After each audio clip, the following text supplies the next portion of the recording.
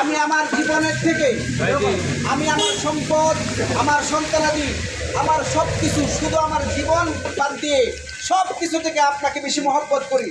আল্লাহ রাসূল সাল্লাল্লাহু আলাইহি ওয়াসাল্লাম বলতেছে, ওমর তুমি এখনো পূর্ণ ইমানদার হইতে পারো নাই। বলতেছে, ইয়া রাসূলুল্লাহ, কিভাবে মহব্বত করলে আমি পূর্ণ মুমিন হতে পারবো?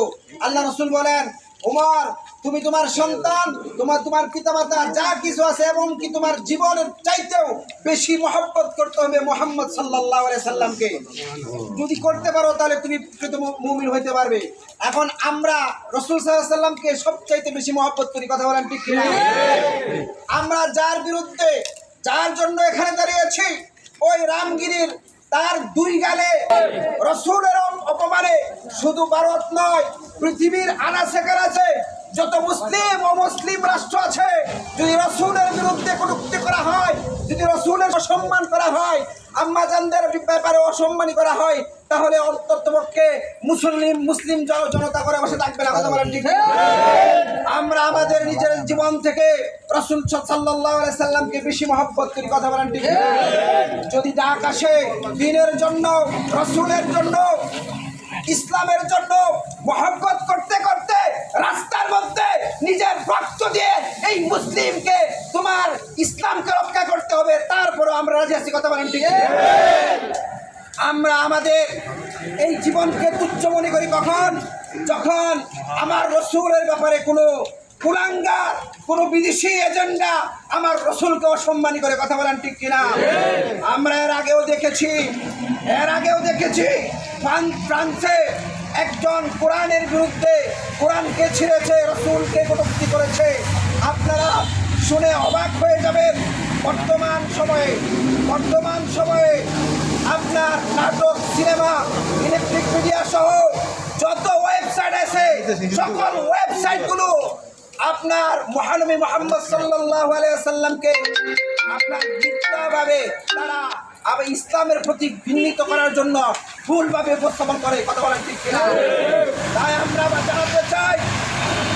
জানতে চাই মোদী সরকার, তুমি তোমার দেশের অভ্যন্তরীণ বিষয় যা করবে এর জন্য তুমি এটা সামলাবা, কিন্তু যদি আমার রাসূলের ব্যাপারে কোনো কটূক্তি করা হয়, তাহলে তোমাদের পিঠের চামড়া তুলে বলে, কথা বলে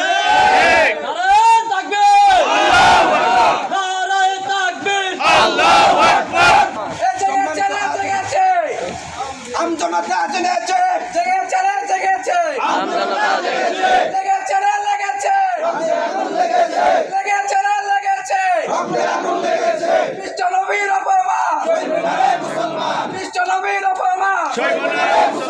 तेरा मेरा रिश्ता क्या, ला इलाहा इल्लल्लाह, तेरा मेरा रिश्ता क्या, ला इलाहा इल्लल्लाह, तेरा मेरा रिश्ता क्या, ला इलाहा इल्लल्लाह, तेरा मेरा रिश्ता क्या, ला इलाहा इल्लल्लाह। সম্মানিত হাজিরিন, আমরা ভাবতে পারি যে রাসূল সাল্লাল্লাহু আলাইহি সাল্লামকে কটূক্তি করেছে ভারতে, রাসূল সাল্লাল্লাহু আলাইহি সাল্লামকে কটূক্তি করেছিল ফ্রান্সে, তাহলে আমরা বাংলাদেশে থেকে আমরা কিভাবে এর প্রতিবাদ জানাইতে পারি?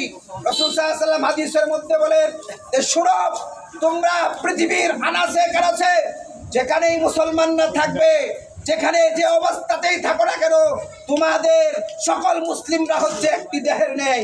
কাজেই তোমার চোখে যদি আঘাতপ্রাপ্ত হয়, তাহলে শরীর যেভাবে পুরা শরীর ব্যথিত হবে, ঠিক তেমনি পৃথিবীর যে প্রান্তেই মুসলমানদের উপর আঘাত আসুক, সকল মুসলিমরা এক হয়ে এর প্রতিহত করতে হবে, কথা বলেন। এটা আমাদের দায়িত্ব, এটা আমাদের ঈমানি দায়িত্ব।